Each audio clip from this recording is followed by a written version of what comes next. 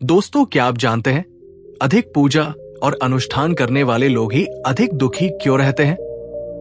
आइए जानते हैं इस कहानी के माध्यम से। नारायणपुर गांव में एक व्यक्ति रहता था जिसका नाम हरिप्रसाद था। हरिप्रसाद अपने धर्म और पूजा पाठ के लिए पूरे गांव में प्रसिद्ध था। वो सुबह से शाम तक पूजा, हवन और अनुष्ठान में व्यस्त रहता। हर त्योहार, हर व्रत और हर धार्मिक आयोजन में वो सबसे आगे रहता। लेकिन उसकी आंखों में हमेशा एक बेचैनी और उसके चेहरे पर चिंता की लकीरें रहती। गांव के लोग अक्सर उसकी भक्ति की प्रशंसा करते और कहते, हरिप्रसाद जैसा भक्त बनना चाहिए। लेकिन जो लोग उसे करीब से जानते थे, वे महसूस करते थे कि वो अंदर से खुश नहीं था। एक दिन गांव में एक साधु आए। उन्होंने पूरे गांव में भक्ति और धर्म का महत्व समझाने का प्रण लिया। साधु ने गांव के चौपाल पर प्रवचन दिया। उन्होंने कहा, सच्ची भक्ति वही है जिसमें प्रेम, समर्पण और आंतरिक शांति हो।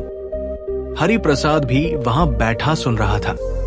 वो साधु से प्रभावित हुआ और प्रवचन के बाद उनके पास गया। हरिप्रसाद ने साधु से पूछा, गुरुदेव, मैं दिन रात पूजा पाठ करता हूं, लेकिन फिर भी मेरे मन को शांति क्यों नहीं मिलती? क्या मैं कुछ गलत कर रहा हूं? साधु मुस्कुराए और बोले, तुम्हारी पूजा और अनुष्ठान तो सही है, लेकिन तुम्हारी नीयत में स्वार्थ और अहंकार है। क्या तुम वास्तव में ईश्वर को पाने के लिए भक्ति करते हो या फिर लोगों की प्रशंसा पाने के लिए? हरिप्रसाद चौंक गया। उसने सिर झुकाकर कहा, गुरुदेव, ये सच है कि मैं चाहता हूं लोग मुझे महान भक्त माने, लेकिन क्या इसमें कुछ गलत है? साधु ने एक कथा सुनाई।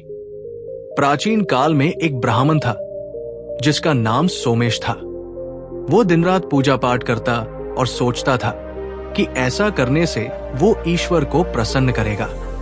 लेकिन उसकी पूजा के बाद भी वो हमेशा दुखी और असंतुष्ट रहता।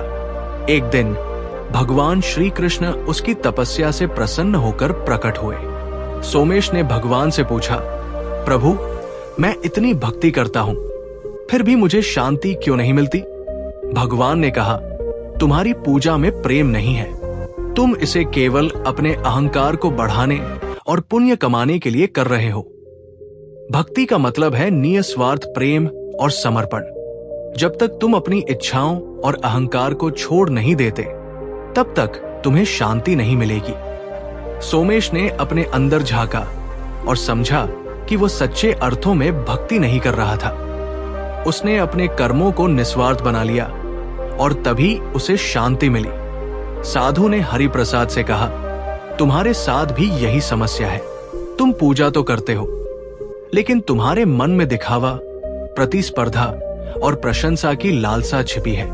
ईश्वर को पाने का मार्ग पूजा और अनुष्ठान से नहीं, बल्कि निस्वार्थ प्रेम, सेवा और आंतरिक समर्पण से है। हरिप्रसाद ने साधु के शब्दों पर गहराई से विचार किया। अगले दिन से उसने अपना जीवन बदलने का निश्चय किया।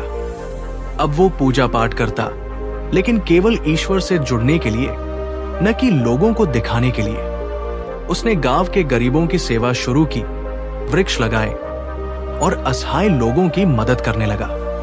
धीरे धीरे हरिप्रसाद का चेहरा खिलने लगा। उसकी आंखों में अब शांति और संतोष की झलक दिखने लगी। गांव के लोग अब भी उसकी भक्ति की प्रशंसा करते, लेकिन इस बार वो प्रशंसा उसके लिए महत्वहीन थी।